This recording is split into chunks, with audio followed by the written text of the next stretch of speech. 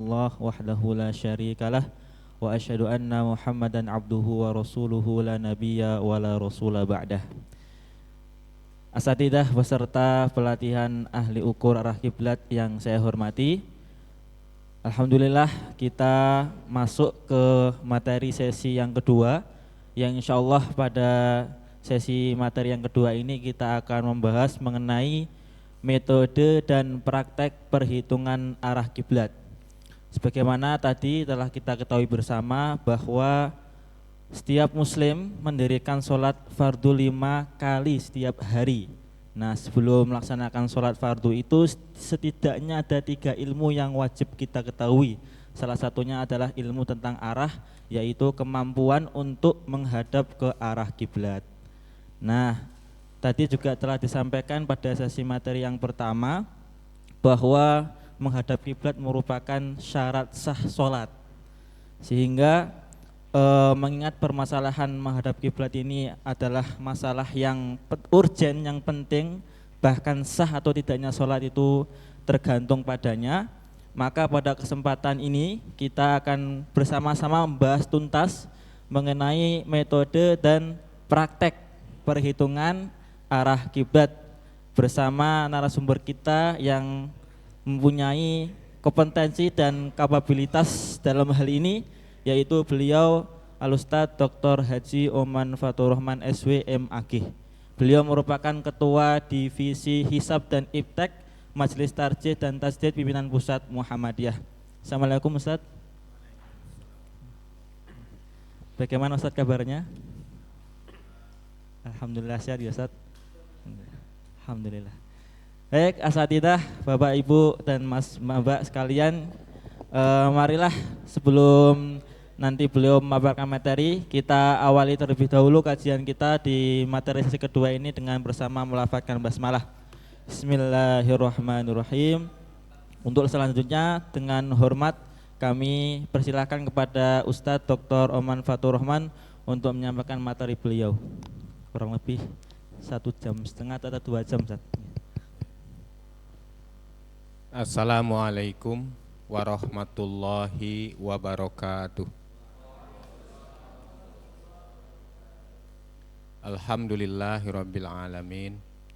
Asyhadu an la ilaha illallah wa asyhadu anna Muhammadar Rasulullah.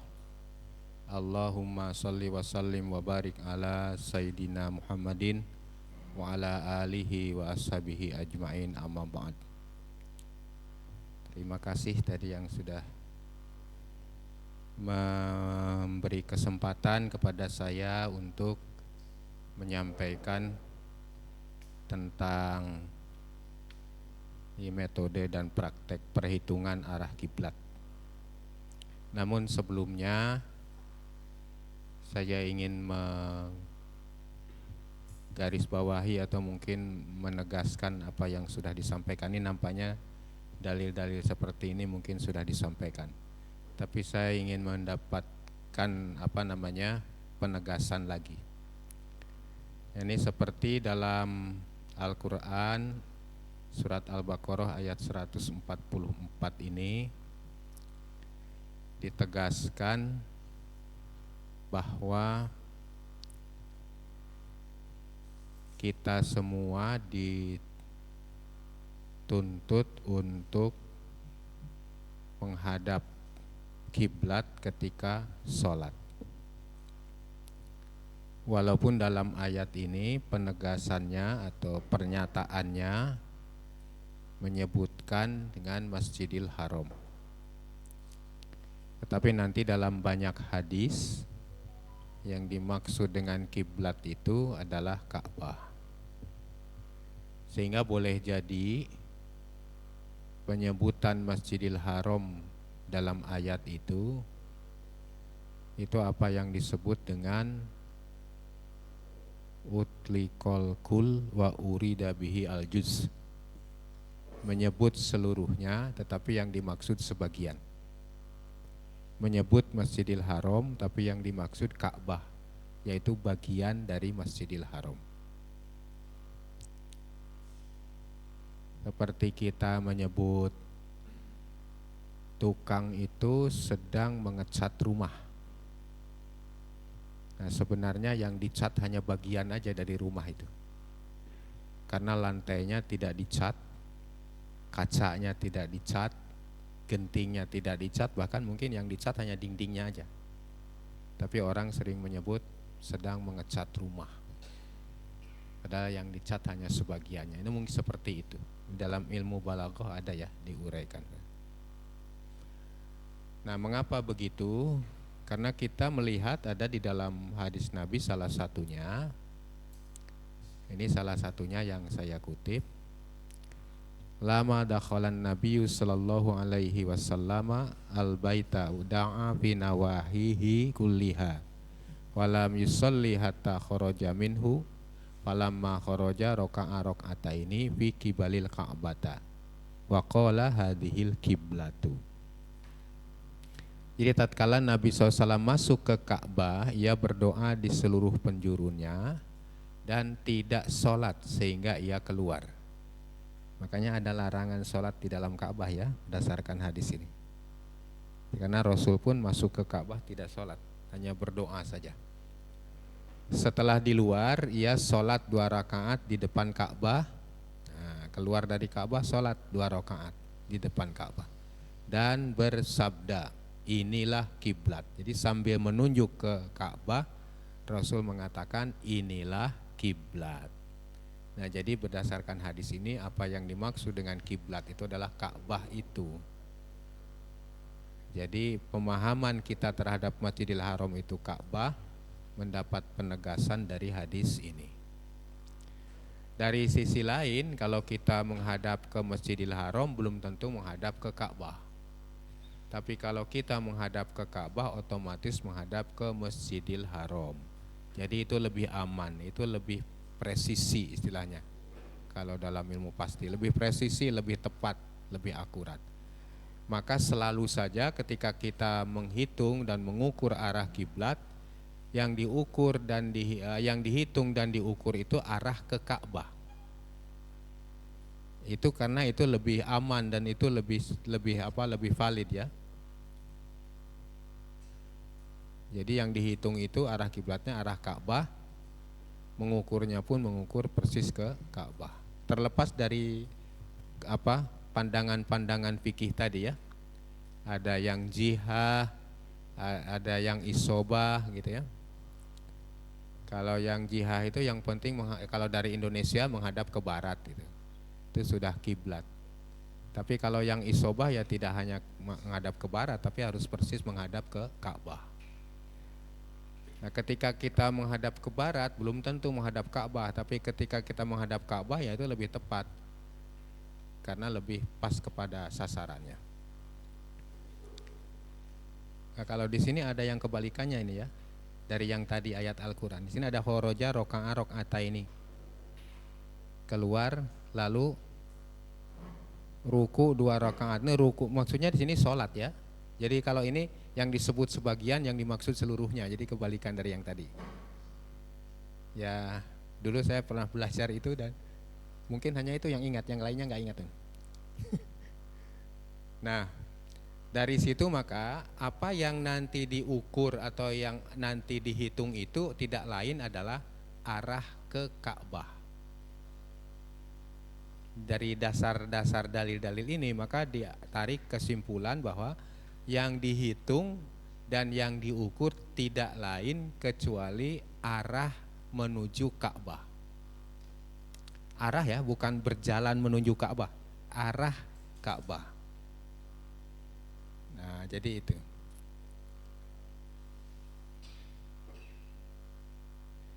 Nah, kemudian kalau itu arah Ka'bah maka kita tidak bisa terlepas dari bicara soal bumi. Kenapa?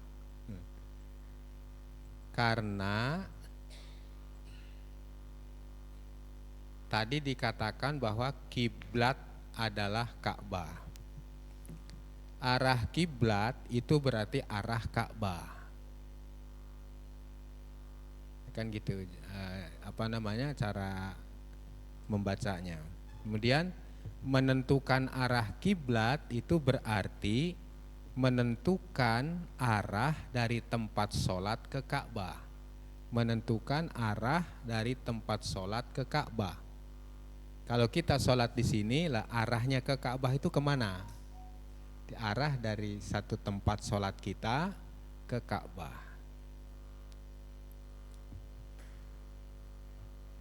Kalau kita sholat di tempat yang berbeda, meskipun Ka'bahnya tetap tidak berubah, lokasinya atau tempatnya, itu secara matematis itu berbeda arah kiblatnya. Tidak bisa disamakan. Hanya saja untuk jarak-jarak tertentu perubahan itu tidak signifikan, artinya masih bisa dianggap sama. Sholat misalnya di Masjid Agung Bantul, sholat di Masjid Agung Sleman, arah kiblatnya ya sama saja itu. Sama saja. Karena apa? Karena kita tempatnya sudah berjauhan dengan Ka'bah. Jadi semakin jauh itu areanya semakin luas itu, arah kiblatnya itu. Tapi kalau semakin dekat ke Ka'bah, areanya semakin sempit. Kalau di Masjidil Haram itu dalam jarak 200 meter arah kiblatnya sudah beda. Itu kan kita kalau sholat di sudut barat laut, di sudut timur laut dengan di sudut tenggara, kan dari timur laut ke tenggara hanya berapa ratus meter itu. Arah kiblatnya sudah sangat beda. Karena dekat. Tapi semakin jauh itu semakin luas, semakin jaraknya semakin jauh. Maka secara teoritik keilmuan tidak benar kalau kita sholat di masjid di Indonesia ini shafnya harus melengkung. Shafnya lurus saja, tidak harus melengkung. Memang melengkung itu berpikirnya kan begini, Ka'bah di satu tempat, kita sholat di sebelah sini, lah mestinya kan yang sini lurus ke sini, yang sini agak ke sini, yang sini agak ke sini gitu kan. Nah jadi ini melengkung kan gitu. Nah maka shaf itu tidak boleh lurus, melainkan harus melengkung. Nah itu melengkung itu kalau dekat Ka'bah, kalau tidak dekat Ka'bah jauh seperti kita di sini malah salah nanti. Kalau kita melengkung di sini di masjid ini misalnya, yang sebelah utara agak ke sini, yang sebelah selatan agak ke sini, yang tengah lurus, malah yang tengah itu yang kena Ka'bah, yang sini ke utara Ka'bah, yang sini ke selatan Ka'bah menghadapnya. Jadi tidak perlu, sampai di Indonesia ini tidak perlu shaf itu melengkung, lurus saja. Nah itu kan ada bukunya tuh yang menetapkan atau menganjurkan atau bahkan mengharuskan shaf melengkung itu. Yang menulis juga bukan orang biasa, itu ulama besar ya. Tapi itu tadi penjelasan, mungkin tadi berpikirnya begitu, tidak memperhatikan kalau makin jauh itu ya areanya itu makin meluas, seperti sudut gitu. 1 derajat di sini kan beda dengan sudah sampai di sana jadi jaraknya berapa kilometer. Di sini mungkin hanya 1 meter, 1 derajat itu, kalau di sana bisa ratusan kilometer semakin jauh. Nah jadi itu. Tapi inti kita adalah menetapkan atau menentukan arah dari tempat sholat ke Ka'bah. Nah oleh karena itu maka kita lihat sekarang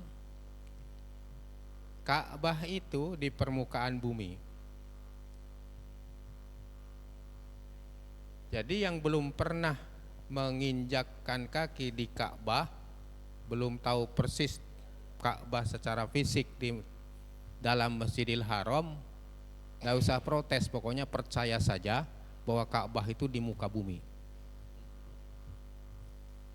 Dan hanya satu. Kalau yang di Donohudan itu tiruan Ka'bah. Ka'bahnya hanya satu di sana. Yang di Gresik juga itu tiruan Ka'bah. Yang terkenal lagi di mana itu, di Wonosobo itu ada ya. Itu tiruan. Ya jadi tidak benar nanti kalau ada orang tidak mampu ibadah haji ke Mekah, maka ibadah hajinya ke Gresik saja. Tidak ada Ka'bah di Gresik, itu adanya Ka'bah buatan palsu ya, hanya satu Ka'bahnya. Nah jadi Ka'bah di permukaan bumi, muka bumi. Lalu tempat sholat, tempat di mana kita melakukan sholat itu juga di permukaan bumi. Nah dalam konteks ini kita tidak bicara sholat di ruang angkasa, karena ada aturannya sendiri mengenai arah kiblatnya. Seperti hanya sholat di atas kendaraan, ada aturannya sendiri mengenai kiblatnya. Kita juga tidak bicara sholat di perut bumi, karena kalau sudah sholat di perut bumi itu ada juga aturannya. Jadi itu semua lex spesialis ada, lah kita lex generalisnya. Jadi di muka bumi yang kita bicarakan. Jadi kalau kita sholat di bunker atau di goa yang dalam itu ada aturannya kemana arah kiblatnya. Jangankan itu, yang di hutan belantara yang susah mencari arah saja kan ada aturannya tersendiri. Nah jadi ini dalam keadaan normal yang kita bicarakan tentang arah kiblat ini. Nah itu Ka'bah di permukaan bumi. Tempat sholat kita juga dalam konteks ini adalah di permukaan bumi. Nah kalau begitu menentukan arah kiblat adalah menentukan posisi Ka'bah dari tempat sholat di permukaan bumi. Menentukan posisi Ka'bah dari tempat sholat di permukaan bumi. Jadi kalau kita sholat di sini, pertanyaan kita, ini posisi Ka'bahnya di mana? Itu kan gitu. Itu kita harus menentukan. Kalau kita sholat di sini, posisi Ka'bahnya di mana? Nah, jadi menentukan posisi Ka'bah itu dari tempat sholat kita, yang kedua-duanya di muka bumi.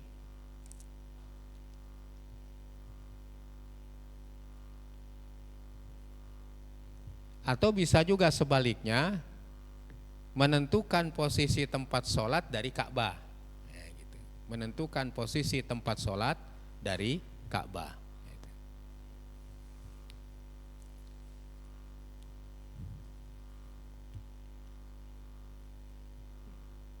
Ini sebenarnya uraian-uraian ini ditunjukkan karena kita ingin mendapatkan definisi sederhana tentang arah kiblat. Ini bukan mengemukakan definisi dulu, tapi mengemukakan dulu reasoningnya. Nah, kemudian nanti baru akan muncul definisinya. Gitu. Nah, lalu menentukan arah kiblat adalah menentukan dua titik di permukaan bumi. Nah jadi kalau kita sudah bicara soal bumi, maka penentuan arah kiblat adalah penentuan dua titik di muka bumi. Pertama titik tempat sholat, kedua titik Ka'bah. Nah, jadi titik tempat sholat di mana, titik Ka'bah di mana, lalu posisi titik Ka'bah itu dari tempat sholat di mana.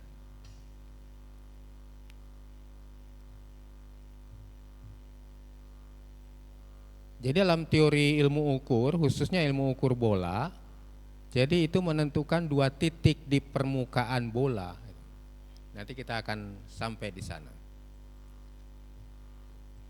Nah, kita lewati dulu bentuk bumi dan seterusnya, karena kita untuk kepentingan arah kiblat, maka bentuk bumi itu meskipun tidak bulat betul, untuk kepentingan arah kiblat itu dianggap bulat betul.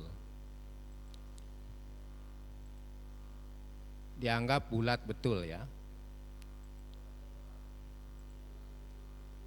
Karena untuk kepentingan arah kiblat itu bentuk bumi yang elipsoida putaran, atau seperti kita lihat globe itu tiruan bumi ya, globe itu kan tidak bulat betul. Kenapa? Karena di kutub utara dan kutub selatan agak ke dalam, pepatannya ke dalam. Sehingga kalau kita ukur di khatulistiwa itu putarannya permukaan bumi itu lebih jauh atau lebih panjang daripada putarannya dari kutub ke kutub. Karena kalau dari kutub ke kutub ini, di kutub ini agak mepat, tidak menonjol gitu, agak ke dalam. Kutub selatan maupun kutub utara ke dalam. Sehingga ini jaraknya, lingkarannya lebih pendek daripada lingkaran di khatulistiwa. Tetapi itu untuk kepentingan arah kiblat tidak signifikan bentuk seperti itu. Oleh karena itu cukup akurat kalau kita mengukur arah kiblat dengan menggunakan ilmu ukur bola dan menganggap bumi persis bola, bulat betul.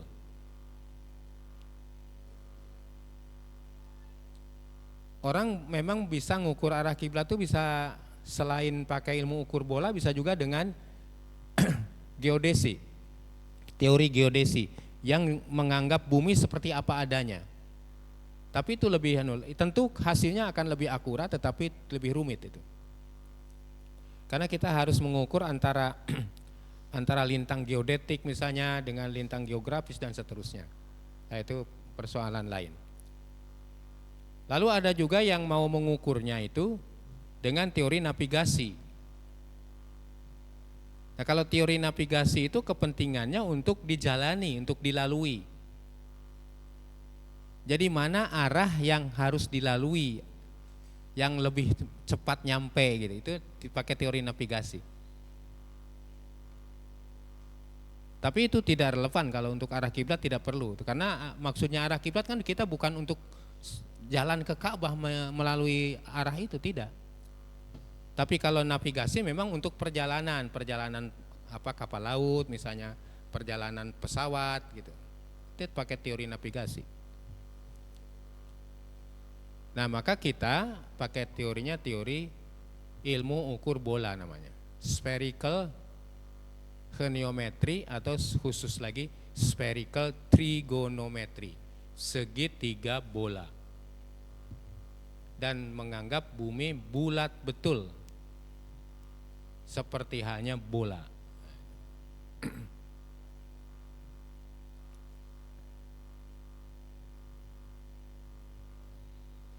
Nah, di bumi ini ada beberapa yang penting dalam kaitannya dengan arah kiblat. Pertama, kalau kita melihat bola, kemudian kita letakkan di bola itu dua titik yang berlawanan. Kalau di bumi kutub utara dan kutub selatan itu berlawanan ya. Nah, kalau kita punya bola lalu letakkan dua titik yang berlawanan letaknya, istilah di dalam astronomi atau dalam ilmu falaknya itu dua titik diametral. Itu namanya dua titik diametral. Jadi dua titik yang letaknya berlawanan. Kalau dua titik yang letaknya tidak berlawanan, itu sering disebut dengan titik sebarang.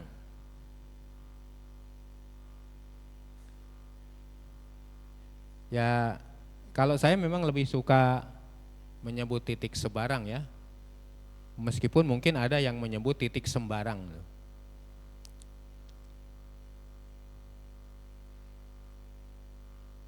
Kan tidak ada kata sembarang sebenarnya. Kalau sembarang itu adanya sembarangan. Apalagi dua titik Semarang, sebarang.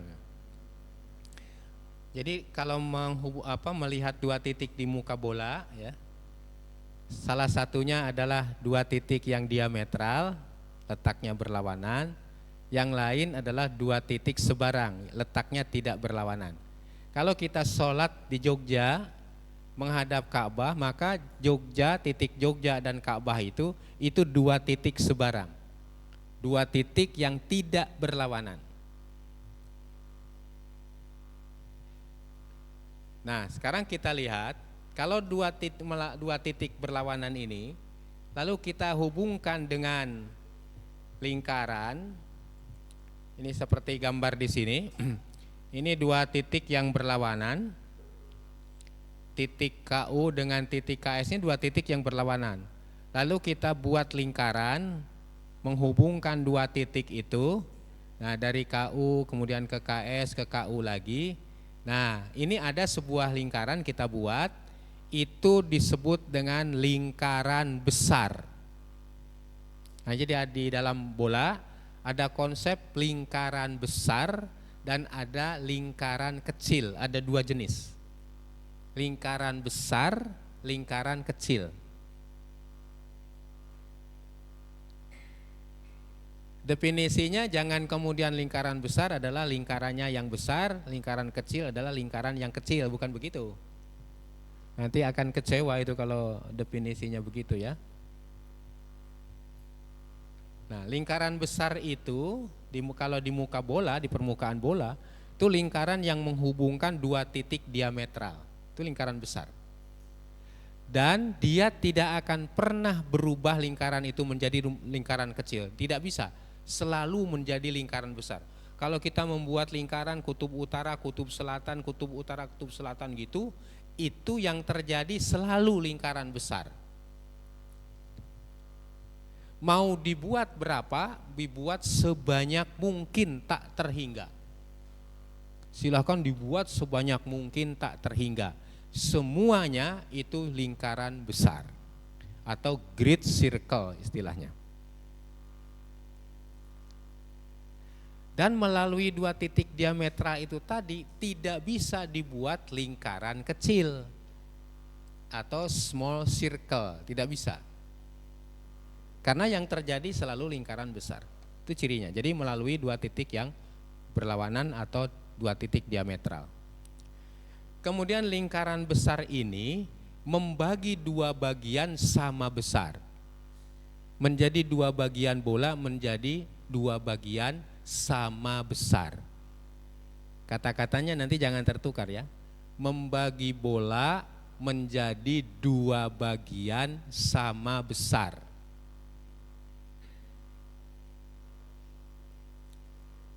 Contohnya lingkaran khatulistiwa itu adalah lingkaran besar. Ia membagi bumi menjadi dua bagian sama besar, yaitu bagian selatan dan bagian utara. Nah, itu teorinya begitu. Jadi selain lingkaran yang menghubungkan kutub ke kutub itu ada lingkaran khatulistiwa, itu termasuk lingkaran besar. Kalau yang ke kutub, dari kutub ke kutub kan itu namanya lingkaran meridian. Itu namanya lingkaran meridian kalau dari kutub ke kutub. Kalau lingkaran khatulistiwa kadang-kadang disebut juga dengan lingkaran ekuator. Jadi lingkaran pemisah menjadi dua sama besar. Nah, kalau lingkaran kecil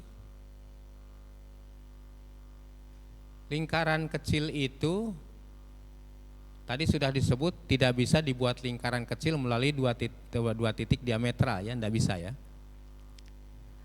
Jadi lingkaran kecil mesti tidak melalui dua titik yang diametral, dua titik yang berlawanan, tapi melalui dua titik sebarang. Nah, lingkaran kecil ini lingkaran yang membagi bola menjadi dua bagian tidak sama besar. Kata-kata tidaknya di belakang. Lingkaran yang membagi bola menjadi dua bagian tidak sama besar. Tidaknya jangan di depan ya. Kalau sekilas sepertinya sama. Lingkaran yang tidak membagi bola menjadi dua bagian sama besar. Sepertinya sama ya. lingkaran yang tidak membagi bola menjadi dua bagian sama besar, dengan bandingkan dengan lingkaran yang membagi bola menjadi dua bagian, bola menjadi dua bagian tidak sama besar. Yang tidaknya itu besarnya, bukan membagi duanya itu. Lingkaran kecil juga membagi bola menjadi dua bagian, tapi bagian-bagiannya itu tidak sama besar. Tapi kalau kita menyebutnya lingkaran yang tidak membagi bola menjadi dua bagian sama besar, itu berarti bisa membagi 3, bisa membagi 4, bisa membagi 5 kan? Tetap saja membagi 2, hanya saja bagian yang 2 itu tidak sama besar. Nah, jadi nanti kalau membuat redaksi jangan sampai salah meletakkan kata tidaknya. Meskipun sekilas merasa benar. Kalau mahasiswa ujian tidaknya di depan salah itu. Kalau itu satu soal berarti satu soal sudah salah. Kalau soalnya hanya 5, paling tinggi berarti hanya 80 nilainya. Gara-gara salah masang tidak. Nah sekarang apakah melalui 2 titik sebarang, tadi titik tempat sholat dengan titik Ka'bah, dapat dibuat lingkaran besar enggak melalui 2 titik itu? Jawabannya dapat dibuat lingkaran besar. Di antara Jogja dengan Ka'bah lalu kita buat lingkaran besar melalui 2 titik itu bisa dibuat lingkaran besar. Tetapi hanya satu saja. Hanya satu. Kalau dibuat lagi ya ke situ lagi. Gak akan berubah posisinya, ke situ lagi. Hanya satu. Kalau mulai 2 titik diametral kan tadi tak terhingga. Tapi kalau mulai 2 titik sebarang, 2 titik yang tidak berlawanan letaknya, itu hanya satu saja lingkaran besar. Tetapi kalau lingkaran kecil bisa dibuat sebanyak mungkin tak terhingga melalui 2 titik tidak berlawanan itu. Jadi kalau kita punya titik Jogja dan titik Ka'bah, maka melalui 2 titik itu bisa dibuat sebuah lingkaran besar dan bisa dibuat sejumlah lingkaran kecil. Ini lingkaran kecilnya tak terhingga. Nah, kalau begitu maka ke Ka'bah itu dari Jogja, dari tempat sholat kita bisa melalui lingkaran besar tadi. Setelah ketemu lingkaran besarnya ke sini, nah berarti ini arahnya ke sini, arah ke Ka'bahnya ke sini. Atau bisa juga melalui lingkaran-lingkaran kecil yang banyak itu. Berarti ke sebelah sini atau ke sebelah sini, bisa begitu. Oleh karena itu maka konsep arah di muka bumi dan termasuk di muka bola, di permukaan bola, berbeda dengan konsep arah sehari-hari. Kenapa? Karena kalau di permukaan bola, arah itu bukan merupakan garis lurus, tetapi garis lengkung. Itu arah. Kalau saya misalnya mengatakan saya menghadap kamera, lurus ke situ. Saya menghadap pintu sebelah selatan, harus belok, lurus ke situ. Saya menghadap ke pintu utara, harus lurus begitu. Di muka bola atau di muka bumi, arah itu tidak begitu. Arah itu melengkung.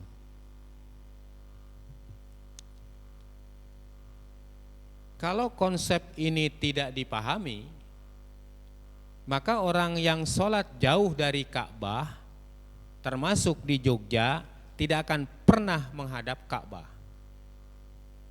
Kalau konsep arahnya lurus. Ini bumi bulat, Jogja di sini, Ka'bah di sini, lalu kita berdiri begini, menghadap lurus ya ke sini. Kemana itu? Enggak ke Ka'bah. Arahnya harus gimana? Melengkung, mengikuti permukaan bola.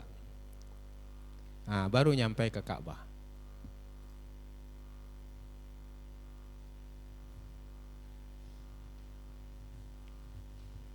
Jadi harus dipahami arahnya itu adalah arah yang lengkung mengikuti permukaan bola, bukan lurus.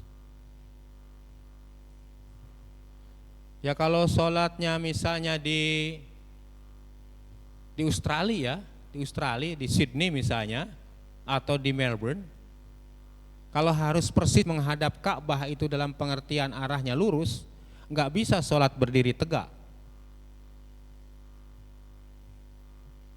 Apalagi kalau di bujur 140 tidak bisa tegak di situ sholatnya, harus tengkurap supaya bisa menghadap persis Ka'bah dengan arah yang lurus. Nggak bisa. Jadi pemahaman arah ini harus melengkung. Nah, di dalam bidang lengkungan itulah gerak-gerik sholat kita berjalan.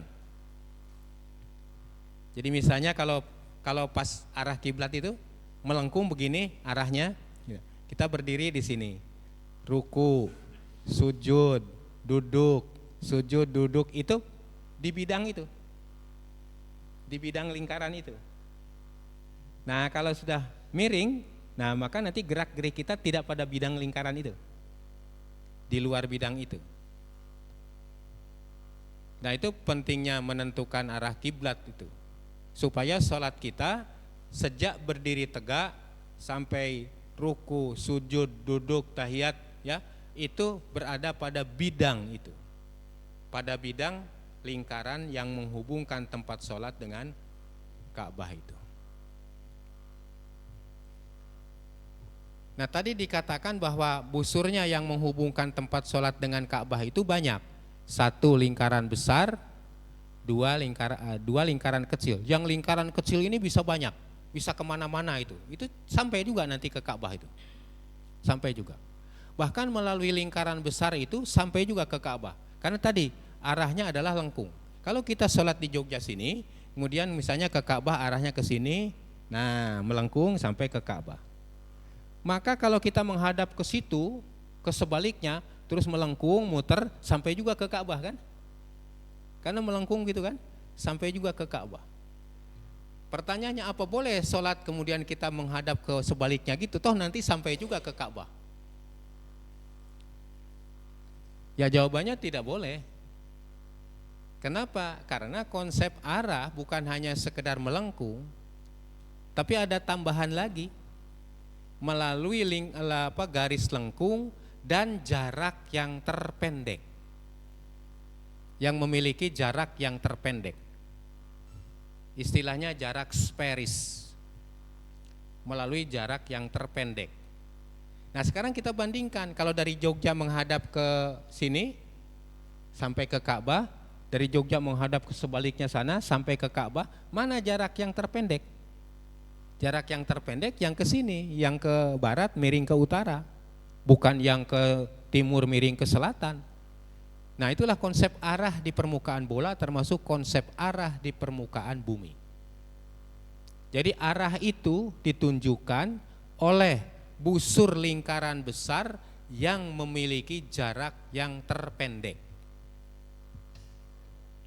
Itu arah.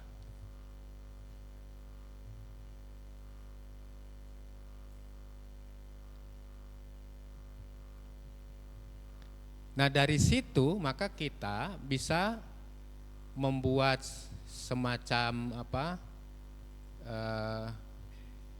definisi mungkin ya, ada di sini.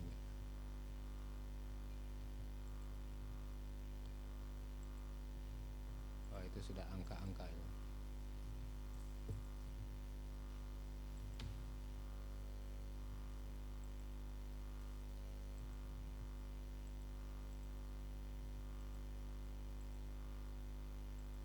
Nah ini. Jadi kalau dari uraian tadi itu sampai ke sini, ini kalau di sini slide-nya sudah slide ke-23.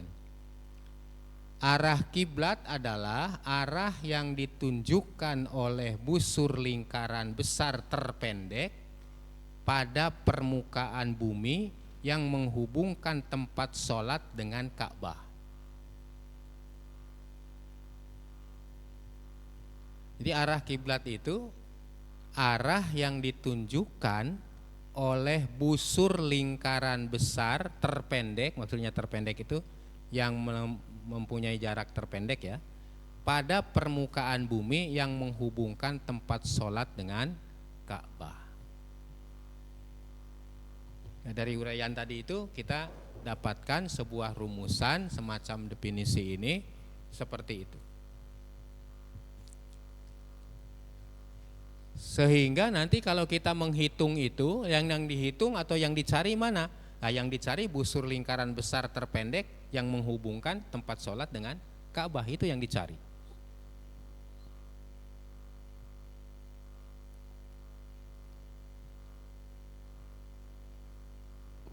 Jadi nggak bisa mencari, atau tentu akan sulit mencari arah kiblat sambil duduk di kamar merenung itu.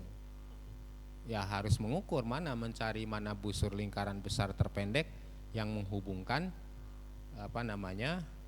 kedua tempat itu, tempat sholat dan Ka'bah.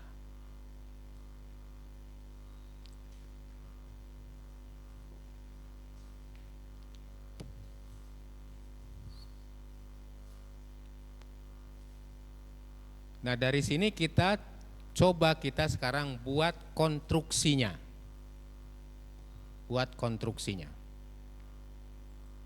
Nah, ini konstruksinya ini.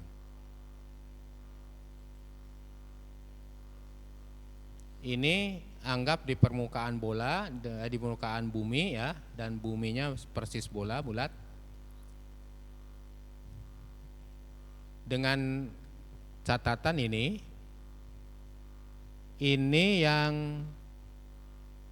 khatulistiwa ya. Ini ada di sini ada titik S, ada titik R, ada titik K. Ini khatulistiwa atau ya tadi ekuator. Kemudian yang C di sini ini kutub utara. Lalu kita letakkan B di sini tempat sholat umpamanya. Ini kita pakai di tempat sholatnya diletakkan di selatan khatulistiwa seperti halnya Jogja ya. Kemudian A ini Ka'bah. Ka'bah itu di utara khatulistiwa ya. Ka'bah berada di utara khatulistiwa.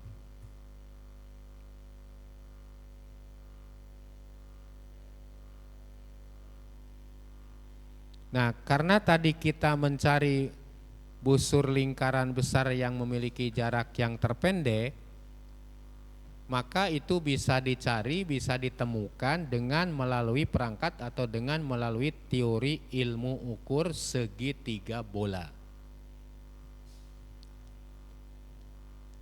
Maka saya membuat judul di sini segitiga bola arah kiblat. Nanti dikritik orang, tidak ada yang namanya segitiga bola arah kiblat ya, segitiga bola gitu. Ya ini maksudnya konstruksi segitiga bola untuk menentukan arah kiblat gitu. Bagaimana bangunannya kita buat? Sekarang perhatikan tempat sholat kita di titik B. Dari titik B, yakni tempat sholat kita, tarik ke utara sejati.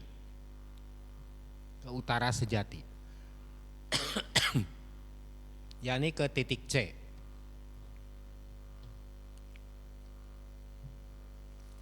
Itu kan utara itu ada dua ya. Ada utara kompas dan ada utara sejati. Utara sejati biasanya disebut dengan true north. Kalau ada orang menyebut true north, itu maksudnya utara sejati. Kalau di lapangan misalnya kita mau mengukur arah kiblat, yuk kita cari dulu true north-nya. Nah, jadinya mencari titik utara sejati. Kenapa? Karena kalau menggunakan kompas, alat-alat elektronik seperti itu yang ditunjuk bukan utara sejati. itu utara kompas, utara magnet. Padahal kutub magnet itu tidak berada di kutub utara, melainkan di luar kutub utara. Maka antara arah utara sejati atau true north dengan utara kompas itu bisa berbeda untuk banyak tempat. Yang sama hanya 2 tempat, yaitu dari tempat yang kalau menghadap ke utara itu dia persis ke kutub utara, lalu persis juga ke kutub magnet. Yang dari sebelah sini, misalnya dari sebelah sini kutub utara langsung kutub magnet, persis ini. Jadi dia utara sejatinya sama dengan utara kompas. Atau yang sebelah sini ke sini kutub utara magnet lalu kutub utara bumi sejati. Nah, hanya 2 tempat itu. Hanya 2 arah. Yang lainnya itu mesti berbeda.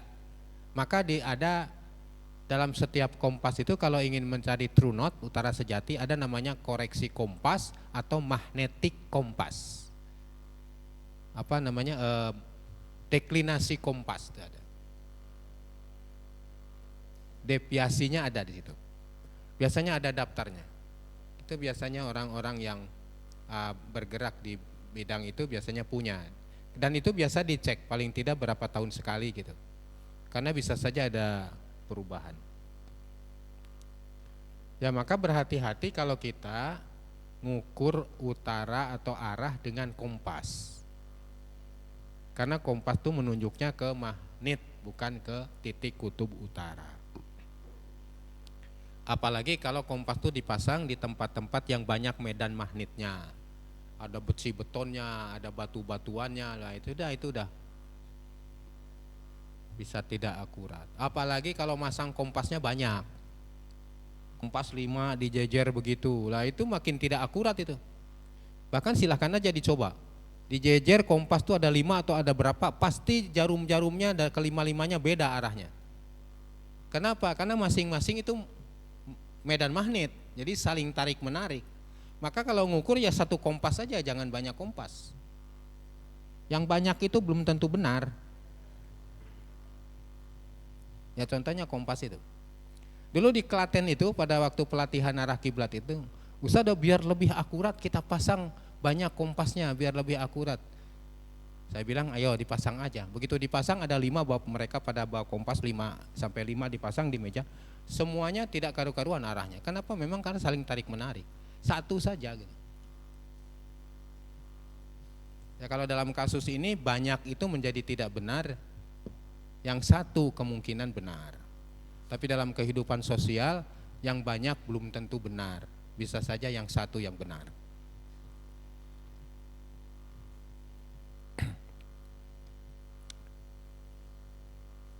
Dulu di mana itu, di Sragen apa di mana itu? Ada yang bertanya begitu tentang kompas. Iya, tapi kemudian dia menganalogkannya dengan jumlah rakaat sholat tarawih itu. Yang banyak itu belum tentu benar gitu. Yang benar yang mana? Ya, yang sesuai dengan sunnah Rasul kan gitu. Nah, jadi kalau kita tarik ini dari B ke C, itu adalah menunjukkan arah utara sejati. Arah utara sejati. Jadi, arah persis ke kutub utara. Nah sekarang, lalu ini sebenarnya B ke C itu apa? Nah, dari B ke C ini sebenarnya merupakan bagian dari lingkaran besar yang menghubungkan C, B, kemudian KS dan seterusnya. Ini merupakan bagian dari lingkaran besar.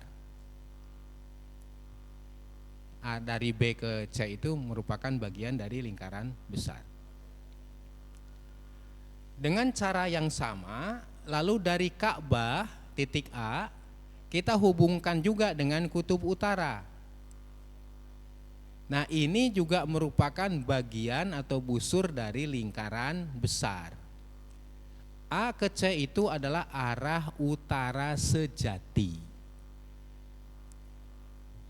Jadi kalau di permukaan bola masing-masing menghadap ke utara sungguh-sungguh, kalau di bidang datar kita di sehari-hari seperti rel itu kan kalau sama-sama lurus menghadap ke arah yang persis sama kan tidak akan ketemu ya. Tapi kalau di muka bola ketemu. Ini dari B ke utara benar-benar ke utara, dari A juga benar-benar ke utara, itu ketemu di kutub. Ketemu. Jadi tidak bisa kalau di sini kalau kita sama-sama menghadap ke utara sampai manapun ya tidak akan ketemu. Tidak bisa, itu hanya di bidang datar begitu itu. Di muka bola tidak begitu. Ketemu itu di titik kutubnya itu, di pivotnya itu. Di sini titiknya. Nah, lalu sekarang tinggal kita menghubungkan ini busur lingkaran besar atau bagian dari lingkaran besar yang menghubungkan tempat sholat dengan Ka'bah, yaitu menghubungkan B ke A. Nah, inilah yang dimaksud dengan arah kiblat itu, yaitu busur yang menghubungkan B ke A ini. Dan itu harus busur dari lingkaran besar, karena dia yang memiliki jarak yang terpendek. Nah, setelah begitu maka terbentuklah dan terlihatlah oleh kita ini sebuah segitiga. Segitiga ini di permukaan bola. Segitiga ini sisi-sisinya merupakan busur atau bagian dari lingkaran besar. Maka sahlah ia menjadi segitiga bola. Nah, begitu yang namanya segitiga bola. Kalau pelajaran kita mungkin jangan-jangan hanya baru sampai pada segitiga bidang datar ya. Nah, belum ke segitiga bola. Nah, ini namanya segitiga bola. Jadi segitiga bola itu ya segitiga yang sisi-sisinya merupakan busur dari lingkaran besar. Itu segitiga bola.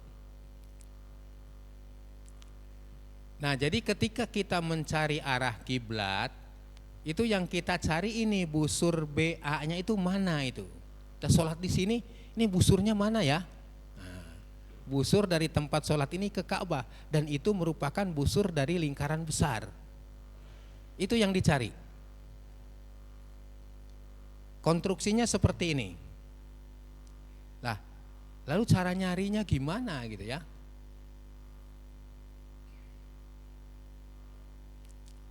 Nah, cara mencarinya itu adalah kita cukup dengan mencari berapa besarnya sudut B ini. Loh, kenapa kok ya? Dengan mengetahui berapa besarnya sudut B ini, kok bisa mengetahui ini, busur arah kiblat ini. Mengapa? Karena ini adalah arah utara sejati. B ke C itu arah utara sejati. Jadi kalau sudah ketemu sudut ini berapa derajat, maka kita bisa menentukannya. Tapi sebelumnya harus tahu dulu mana arah utara sejatinya, mana true north-nya. Nah, hal yang paling kritis di dalam mengukur arah kiblat adalah ketika menentukan true north. Menentukan true north-nya salah, maka arah kiblatnya akan salah. Itu yang harus berhati-hati menentukan mana arah utara sejati. Atau kalau dalam gambar ini arah dari tempat sholat ke kutub utara, arah dari B ke C itu arah utara sejati. Umpamanya setelah kita menghitung dengan teori-teori ilmu ukur bola, sudut B ini diketahui 60 derajat. Lalu bagaimana prakteknya di lapangan? Nah, pertama di lapangan itu cari mana utara sejati. Nanti materi berikutnya itu mencari utara sejati bagaimana. Ketemulah utara sejatinya ke sini. persis seperti meja ini misalnya ya, lurus gitu. Nah, tadi dikatakan sholatnya kita di sini. Dikatakan tadi sudutnya 60 derajat. Seperti di gambar itu. Berarti kita hitung 60 derajat, kalau sampai ke sini siku-siku kan 90. Nah, berarti ke sini 60 derajat, maka arah kiblatnya berarti ke sini. Jadi yang dicari adalah sudut B-nya itu. Ketemu sudut B-nya berarti busur arah kiblatnya atau busur yang menunjukkan arah kiblatnya ketemu. Asal arah utara sejatinya ketemu terlebih dahulu dan benar. Di Klaten Utara pernah dulu ada kasus sampai sholat zuhurnya itu di satu masjid Muhammadiyah itu 2 kali gara-gara salah utara sejati. Antara yang muda-muda yang menekuni keilmuan terkait dengan itu, dengan yang sudah sepuh begitu, yang kemudian mengikuti tradisi yang ada di situ. Awal mulanya mereka punya jadwal, meskipun ketika itu jadwal imsakiyah ya, tapi ada jadwal sholat duhurnya kan imsakiyah. Nah, khusus untuk Klaten Utara itu. Nah, sebahagian dari mereka mengatakan bahwa jadwal yang dibuat itu terlalu cepat waktu duhurnya. Kenapa? Karena matahari belum tergelincir. Menurut jadwal itu sudah masuk waktu sholat, padahal matahari belum tergelincir. Ingat ketika itu bulan Juni. Kata yang lain, sudah tergelincir. Lalu ributlah antara belum tergelincir dengan sudah tergelincir. Nah, ingin menyelesaikan itu, kemudian saya diminta datang untuk menjelaskan. Nah, pertanyaan saya ketika itu, sebelum pertanyaan saya pisah dulu. Sekarang yang menyatakan jadwal terlalu cepat dulu yang kumpul di masjid, yang lain di luar. Saya tanya, apa betul? Iya, itu kan di mana mataharinya sekarang di situ. Terus kalau tergelincir matahari di mana? Di sini. Ini tergelincir. Nah, masih di situ matahari jam sekian sesuai dengan jadwal sholat ini, sholat duhur. Itu mataharinya masih di situ. Ustadz, belum tergelincir. Ya. Sudah. Nah, yang kelompok pertama ini minta supaya keluar, yang kelompok 2 masuk. Terus menurut saya itu Ustaz sudah tergelincir matahari sesuai dengan jadwal waktu sholat itu. Nah, gimana? Nah, kata dia, di mana sekarang tergelincirnya matahari? Nah, di situ itu matahari ketika lewat di situ itu matahari tergelincir dan persis seperti dalam jadwal waktu sholat duhur itu.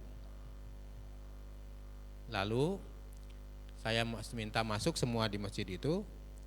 Saya akan menjelaskan sebilang itu, tapi karena supaya kita bisa melihat lokasi lebih, diserambi aja, lalu diserambi masjid. Lalu saya tanya, yang menjadi perbedaan itu bukan karena jadwal sholatnya, bukan karena tergelincir mataharinya, tapi arah utara selatannya. Yang pertama memandang arah utara selatan itu ke sini, yang kedua memandang arah utara selatan itu ke sini. Maka yang pertama ketika matahari di sini dikatakan belum tergelincir. Yang kedua ketika matahari di sini itu sudah tergelincir karena salah menentukan utara sejati. True north itu. Kan tergelincir itu kalau lewat dari bagian timur ke bagian barat ya. Jadi ada arah utara sejati di situ. Nah, kalau mataharinya lewat itu namanya tergelincir. Nah, salah menentukan true north maka akan salah memahami itu. Penting nanti kalau mengukur ya yang arah utara sejati.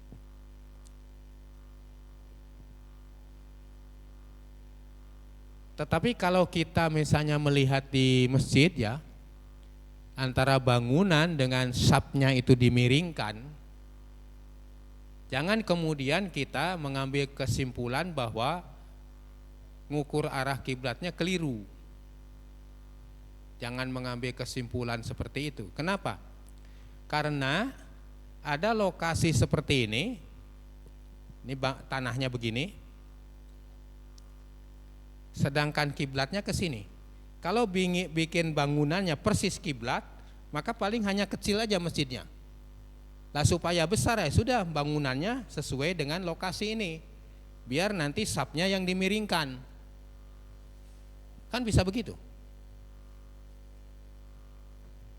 Banyak itu kasus-kasus seperti itu.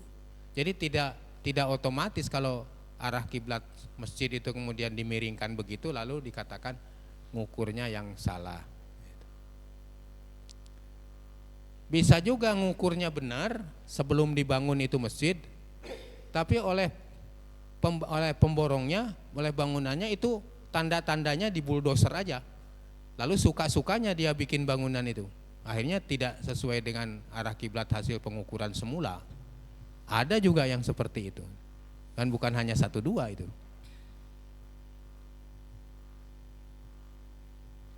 Yang ngukurnya sama orangnya, alatnya juga sama, bahkan pada hari yang sama setelah jadi bangunan jadi sangat beda arah kiblatnya.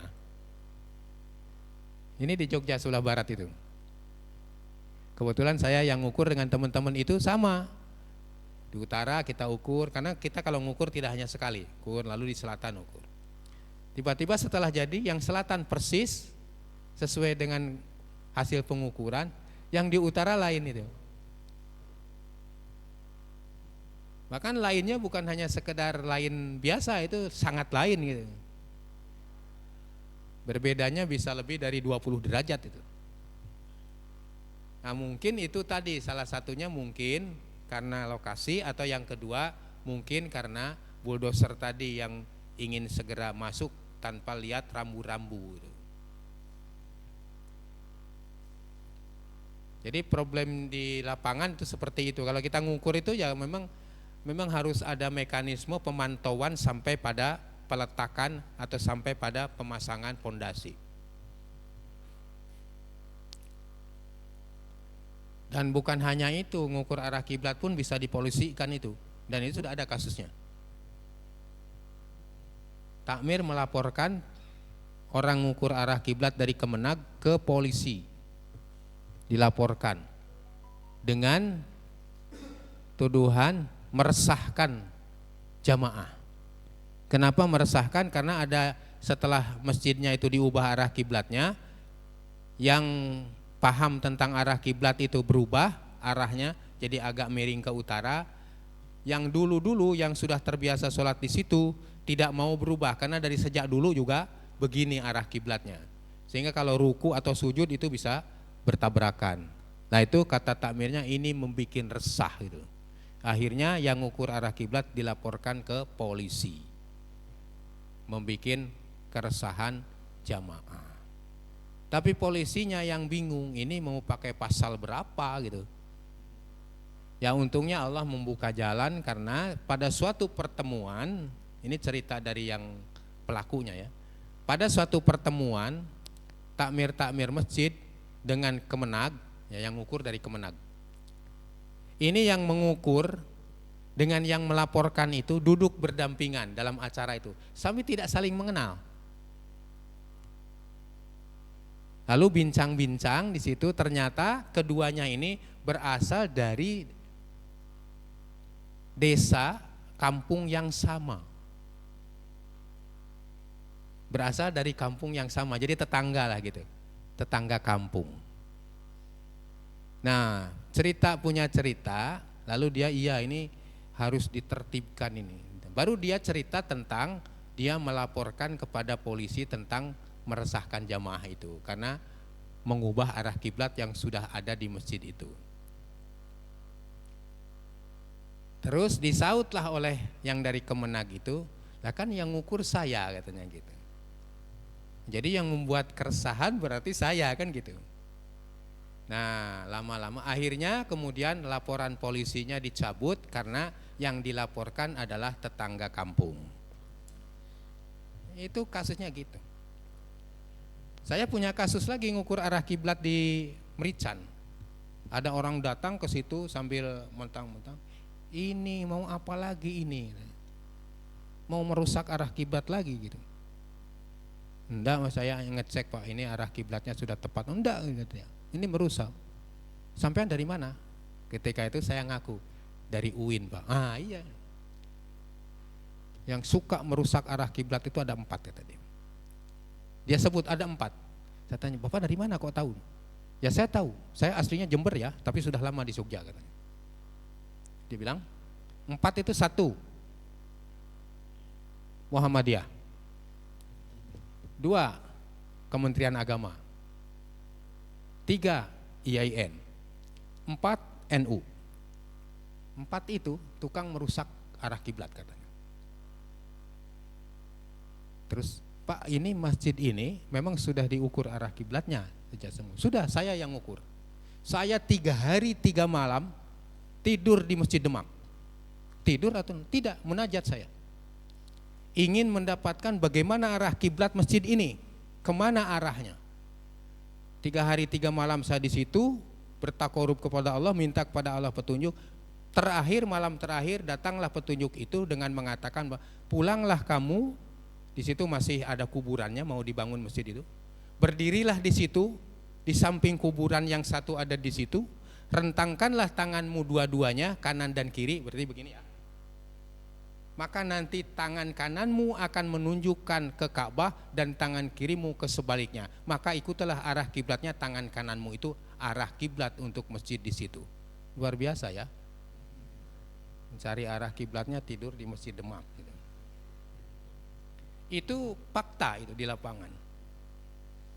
Akhirnya karena saya punya kewajiban mengukur lah, saya ukur, lalu akhirnya berubahlah arah kiblatnya dan dia tidak mau lagi sholat di situ. Saya tidak mau sholat lagi di sini, katanya, Mas, saya sholatnya sekarang di masjid sana. Padahal yang ditunjuk oleh dia masjid di sana itu sudah saya ukur duluan. Itu di Sleman lebih lagi. Dari jam 9 malam sampai jam 2 lebih pagi menjelang subuh tidak selesai itu persoalan. Akhirnya selesainya gimana? Akhirnya imamnya di situ ngalah. Sudah, kalau begitu, kalau arah kiblatnya harus berubah, maka saya tidak akan sholat lagi di sini, apalagi ngimami. Kenapa Ustadz begitu? Alasannya, karena kalau saya misalnya mengubah arah kiblat, berarti sholat saya dan jamaah saya dulu itu yang kiblatnya dipandang salah, berarti tidak sah sholat saya dan sholat jamaah saya. Saya takut berdosa, maka saya tidak ikut mau berubah arah kiblat. Ada juga yang berpikirnya begitu, sang imam masjid itu. Jadi tidak mudah kalau di lapangan nanti kalau ketemu orang-orang itu ya, pemahamannya tentang arah kiblat. Nah itu pramen-pramen atau cerita-cerita yang mungkin bisa menarik untuk kita. Nah sekarang tadi sudah kita sampai, tidak ada cara lain kecuali mengetahui sudut B ini berapa besarnya. Dan jangan lupa harus tahu tentang mana arah utara sejati, gitu ya. Itu kata kuncinya. Sekarang pertanyaan berikutnya, lah bagaimana caranya mengetahui besarnya sudut B? Kan gitu. Gimana caranya? Nah, caranya begini. Sekarang kita perhatikan. Di dalam ilmu bumi atau dalam teori-teori geografi, dari tempat sholat B ini ke Katulistiwa, ini namanya lintang tempat. Ini kebetulan lintang selatan. Kemudian dari titik K, ini yang perpotongannya dengan Katulistiwa, sampai ke kutub utara, sampai ke titik C, itu berapa derajat? 90 derajat. Kalau sekarang lintangnya misalnya di sini 7 derajat lintang selatan, itu berarti dari C sampai ke B itu 97 derajat. Karena sampai K itu 90, dari K sampai B itu misalnya 7 derajat ya, lintang selatan. Berarti dari C sampai ke B itu 97 derajat. Kalau Jogja biasanya kita pakai 7 derajat 48 menit lintang selatan. Meskipun itu kalau dilacak betul-betul itu persis lokasinya, saya pernah ngecek beberapa kali dengan Google Earth itu atau dengan GPS, Global Positioning System, itu persis di depan Mualimin. Lintang 7 derajat 48 menit lintang selatan, bujur 110 derajat 21 menit bujur timur. Itu persis di depan Mualimin. Nah, saya dulunya tidak tahu persis itu data itu, karena data itu sebenarnya sejak zaman Belanda itu datanya. Saya dulu sempat kebingungan ketika mendapatkan data Sleman. Saya datang ke branch itu, ke Sleman, tidak ada yang cocok. Di mana cocoknya datanya? Yang ada di namanya Atlas BOS ya. Setelah dicari-cari data yang cocok, ternyata yang cocok itu berada di antara Ambarukmo Plaza sekarang dengan Hotel Ambarukmo. Jadi sebelah barat Hotel Ambarukmo, sebelah timur Ambarukmo Plaza Amplas. Itu lintang dan bujurnya persis di situ. Nah, tidak lama kemudian, itu sudah berapa tahun yang lalu, saya mencoba ke situ. Kok di situ seperti ada peninggalan-peninggalan. Nah, suatu ketika ada hari jadi Sleman. Lalu ada kirab budaya. Kemudian saya mencoba ingin mengetahui dan ingin nonton kirab budaya Sleman. Karena saya dulu rumah saya tinggal di Sleman, di Depok ya, di IAIN itu kan masuk Sleman itu.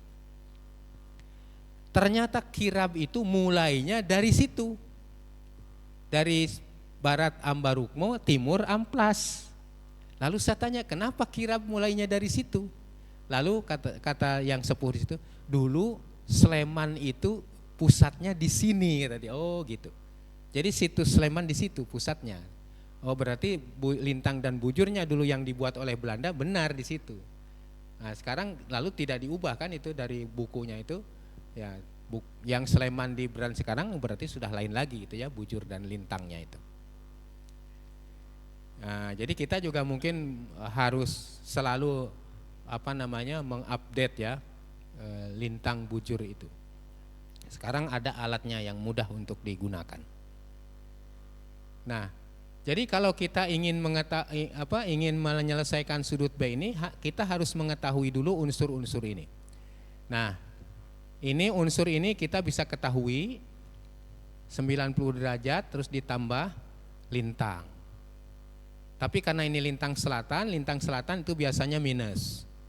Maka kita buat rumusnya A ini ya, sisi A ini itu 90 derajat dikurangi lintang tempat. Dikurangi min ya, berarti plus kan? Nah, karena lintang selatan itu min. Nah sekarang ini, sisi ini gimana? Nah ini Ka'bah, lintang Ka'bah itu adalah AR ini lintang Ka'bah. Maka untuk mengetahui sisi ini, ya sisi B ini, itu gunakan rumus yang sama yaitu 90 derajat dikurangi lintang Ka'bah.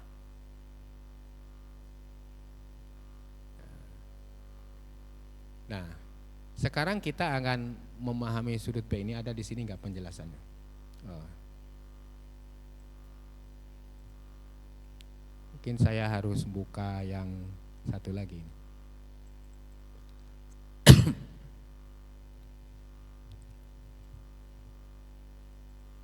Nah, di sini.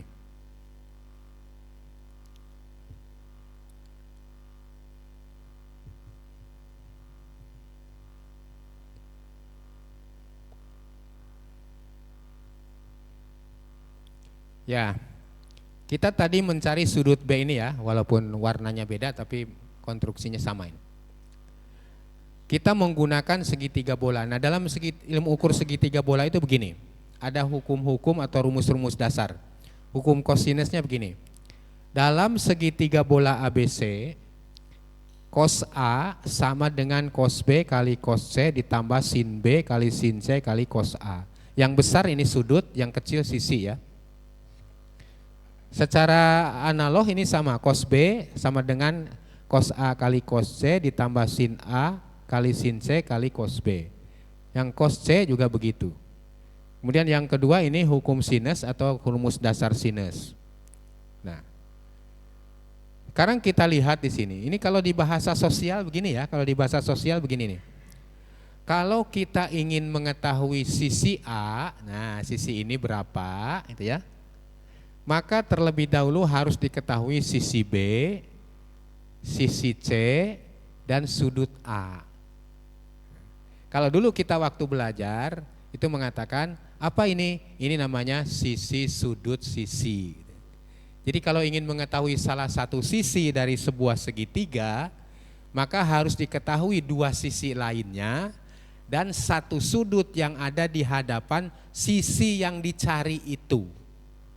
Kalau ingin mengetahui sisi A, berarti sisi B dan sisi C harus diketahui terlebih dahulu. Lalu sudut yang ada di hadapannya yaitu sudut A. Nah, gitu ya. Nah, itu hukum dasar kosinus itu. Begitu bunyinya. Nah, sekarang yang relevan dengan kita ini, yang cos B ini, karena ada sudut B-nya di sini. Yang kita carikan adalah ada sudut B. Nah, kalau kita membuat substitusi penurunan dari rumus ini diturunkan ya, dari rumus dasar ini, nanti akan jadi seperti ini. Akan jadi seperti ini. Ini penurunannya ada di sini tapi di belakangnya. Mungkin tidak diperlukan ya. Nanti kalau ada yang ingin tahasus itu bisa dilihat di belakang. Nah, jadi untuk mencari cos B itu bisa dicari dengan cara seperti ini. Cos B maksudnya cos sudut B sama dengan cos B dikurangi cos A kali cos C dibagi sin A kali sin C. Apa artinya ini? Artinya kalau ingin mengetahui sudut B, maka ketiga sisinya harus diketahui terlebih dahulu. Sisi A, sisi B, dan sisi C. Kita tadi baru mengetahui sisi A dan sisi B. Sisi C-nya kita tidak tahu kan gitu ya. Sisi A diketahui karena kita tahu lintang tempat sholat. Sisi B kita ketahui karena kita tahu lintang Ka'bah. Maka untuk menghitung arah kiblat mutlak diperlukan data lintang tempat sholat dan lintang Ka'bah. Tidak bisa tidak itu.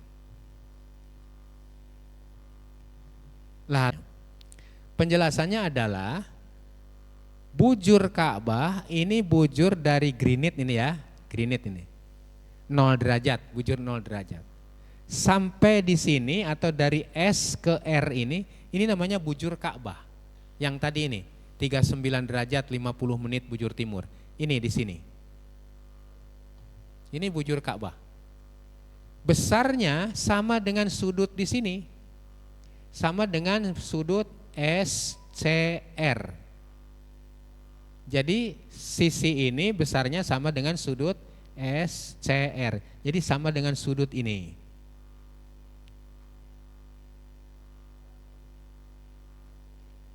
Nanti ini kalau dalam ilmu ukur bola, ini kalau dalam ilmu ukur datar sama dengan yang namanya segitiga sama kaki, gitu ya.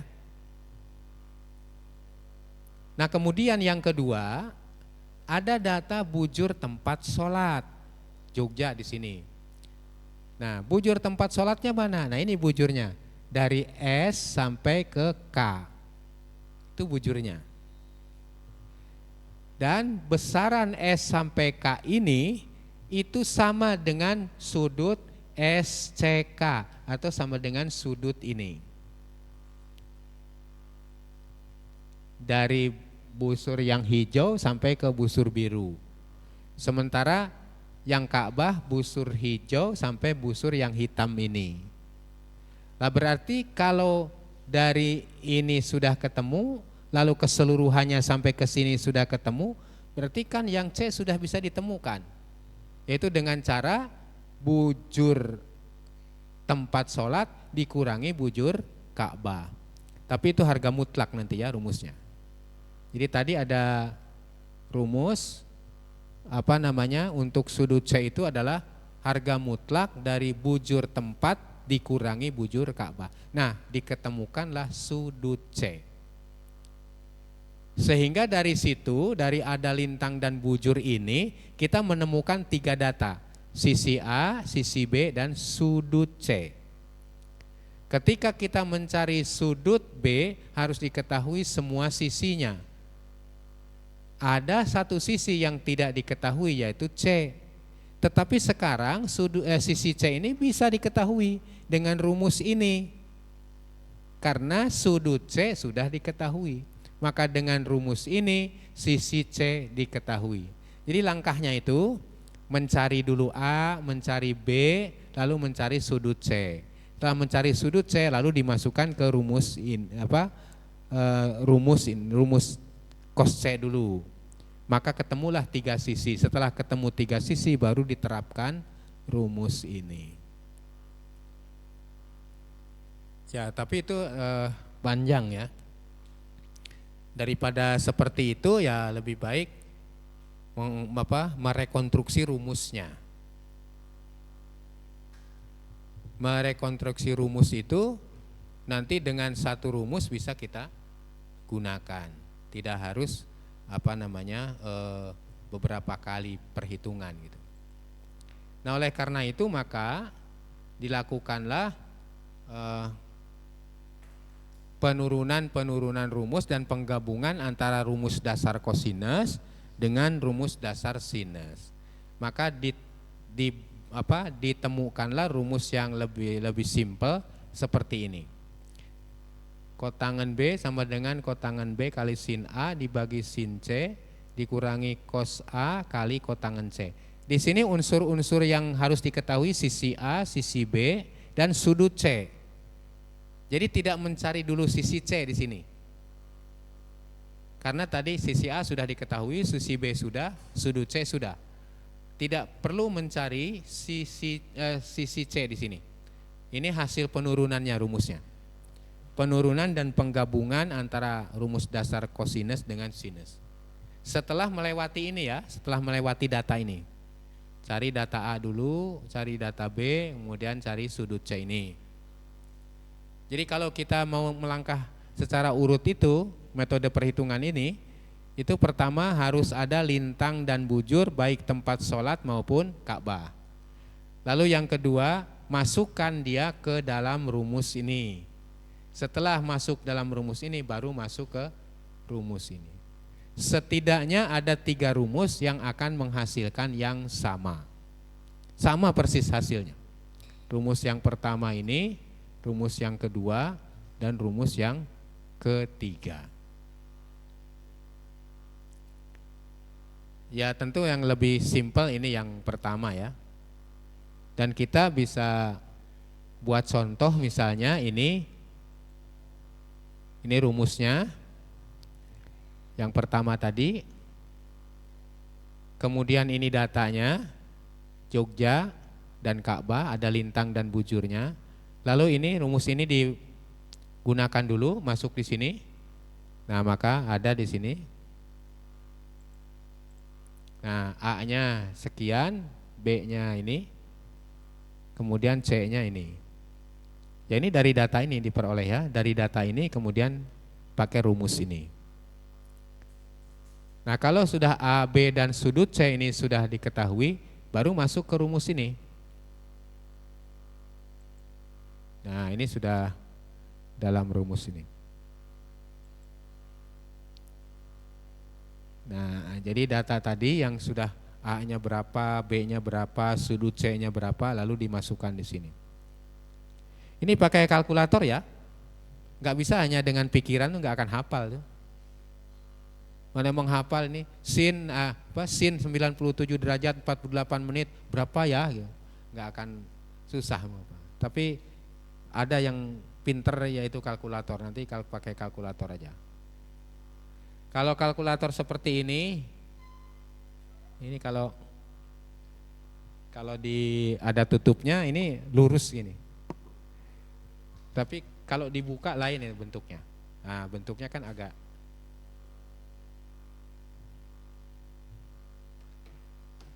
mekar ke bawah ya. Nah, pakai ini aja. Pakai kalkulator. Atau alat lainnya yang bisa berfungsi sebagai kalkulator. Beri kalkulatornya bukan kalkulator yang hanya untuk digunakan di warung ya, harus ada fungsi-fungsi geometrinya. Jadi ada sinus, kosinus, tangen gitu. Kalau yang nggak ada itu ya nggak bisa digunakan. Jadi namanya scientific calculator ya, jadi yang scientific calculator. Oke. Nah ini di sini ada proses perhitungannya, tinggal diikuti saja, lalu ada penjelasannya. 3 rumus tadi hasilnya sama semua, tidak ada bedanya, kecuali kalau salah menghitungnya baru beda. Kalau benar itu akan sama semua. Ya ini hanya contoh-contoh aja. Kemudian nanti di akhir ada penjelasan, karena di sini kok ada UB, ada apa gitu ya. Nah, UB itu maksudnya nanti ada penjelasan atau ada keterangan di sini. Nanti bisa di anu aja ini apa? PowerPoint-nya ini nanti di copy nanti. Nanti panitia mengkopinya kemudian bisa di-share pada Bapak Ibu-ibu. Nah, di sini ada keterangan UB yang ada di samping hasil perhitungan sudut arah kiblat atau sudut B menunjukkan bahwa sudut tersebut diukur dari utara ke barat. Kalau UB, kalau UT dari utara ke timur, kalau SB dari selatan ke barat, kalau ST dari selatan ke timur.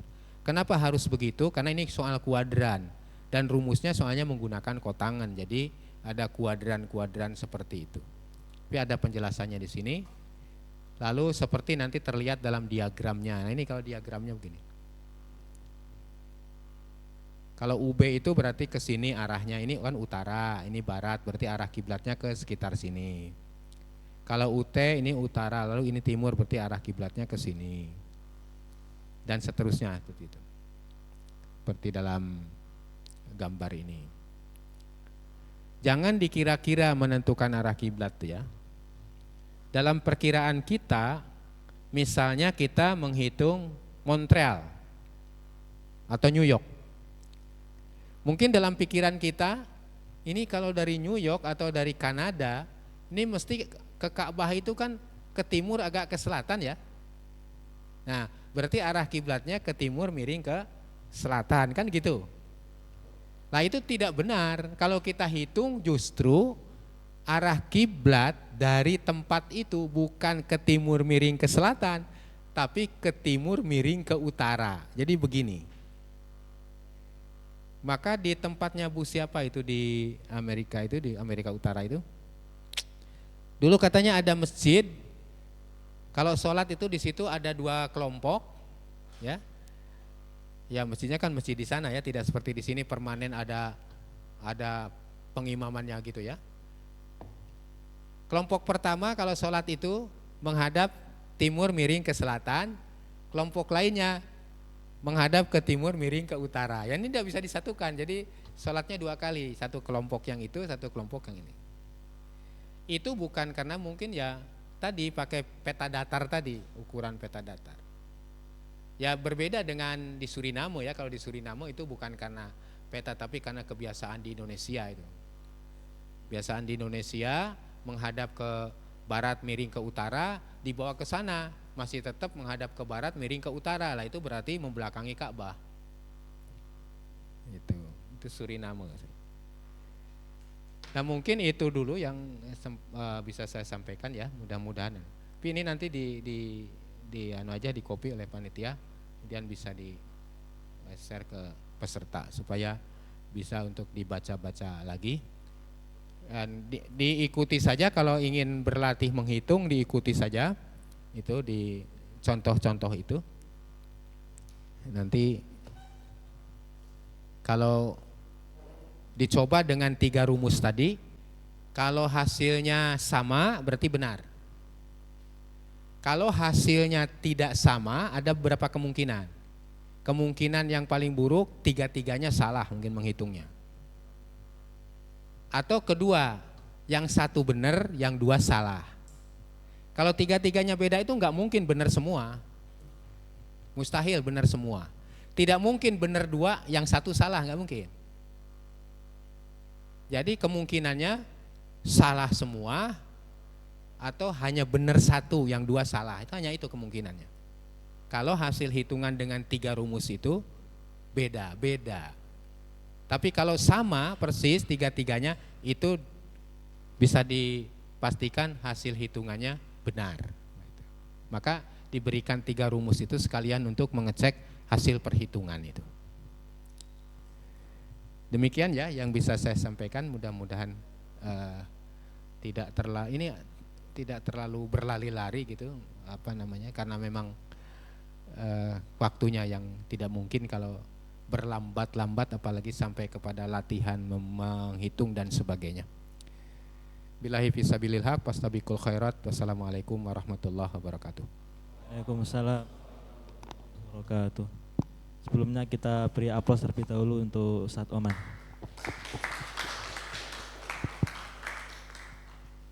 Baik, Bapak Ibu, Mas-mas, Mbak-mbak yang saya hormati, mungkin sebelum nanti kita akhiri, kita masuk ke sesi diskusi terlebih dahulu. Kami persilahkan 3 atau 2 penanya dari para peserta. Silahkan bisa angkat tangan dan menyampaikan yang perlu ditanyakan.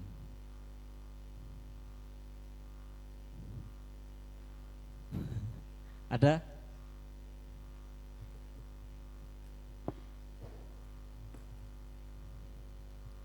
Atau bingung semua?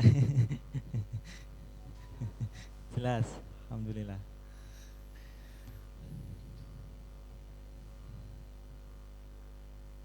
Enggak ada? Masih ada waktu sekitar 10 menitan. Kalau enggak ada ya sudah, kita cukupkan berarti. Alhamdulillah, insya Allah paham semua, jelas yang telah disampaikan oleh Ustadz Oman tadi. Nah, tinggal nanti prakteknya nggih, Bapak Ibu. Gunakan kalkulatornya. Enggak ada? Beneran? Jelas. Alhamdulillah. Pak Ustadz, alhamdulillah jelas, tidak ada yang silakan Ustadz.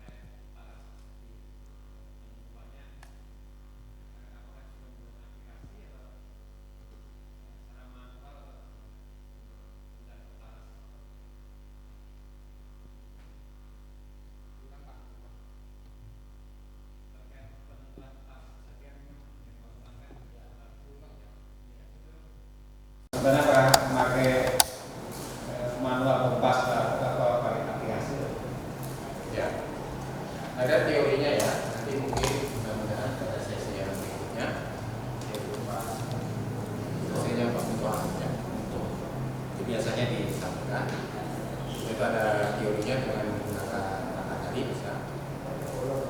Tapi ada beberapa syarat menggunakan kata tadi. Ya, satu harus tahu data mataharinya, itu harus asli baik di online maupun yang tabel biasa.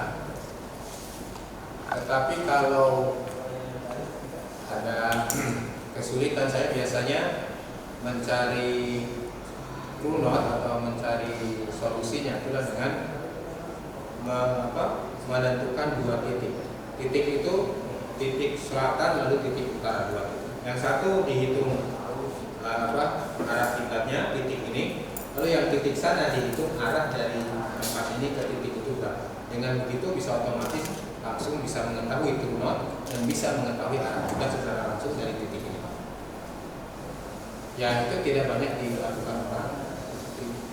Saya pernah mencobanya dan hasilnya sama. Hanya memang syaratnya memerlukan lokasi yang luas, karena antara selatan dan utara 2 titik ini tidak bisa dekat. Kalau dekat nanti enggak.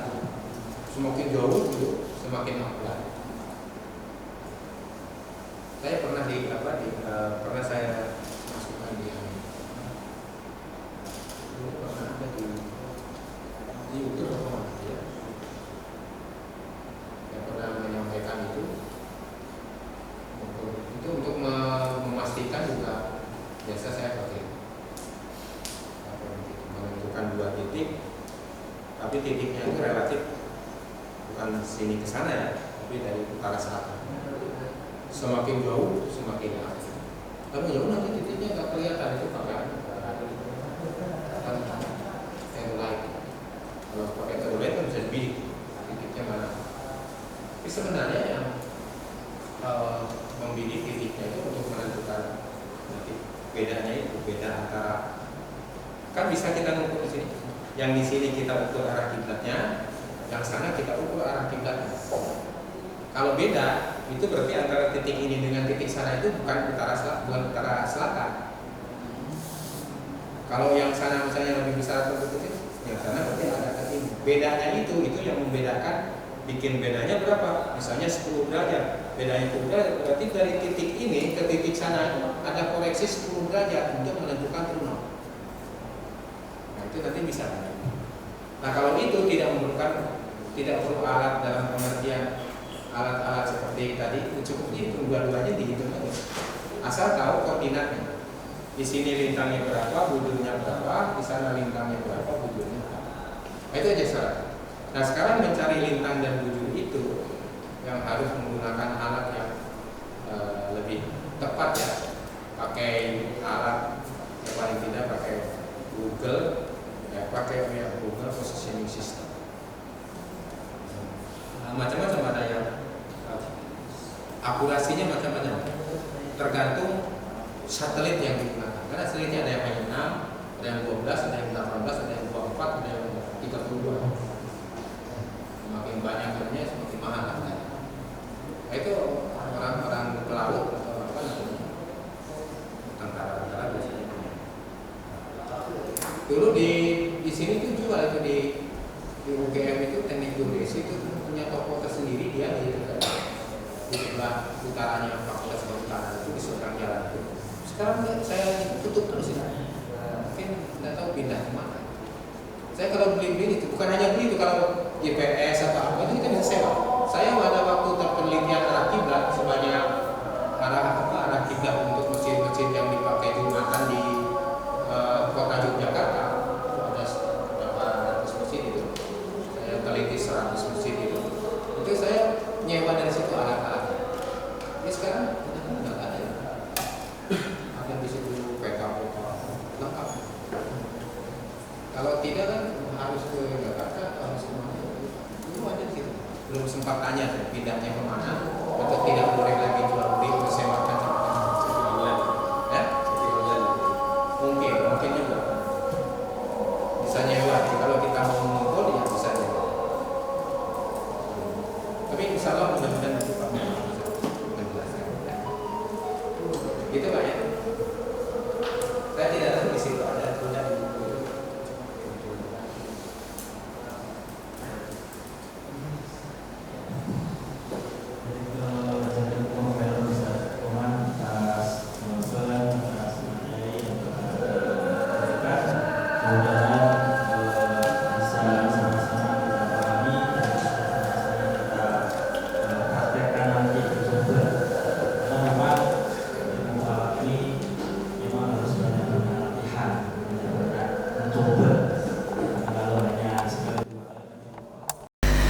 Baik Bapak Ibu yang saya hormati, karena sudah masuki waktu zuhur, berarti telah selesai juga materi sesi kedua ini.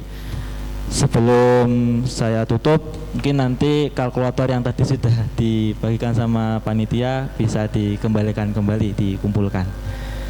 Baik, dari saya sendiri mohon maaf apabila terdapat banyak kesalahan. Kita akhiri dengan bersama-sama membaca hamdalah. Alhamdulillahirabbil alamin. Syukran ala husni itimamikum. Assalamualaikum warahmatullahi wabarakatuh.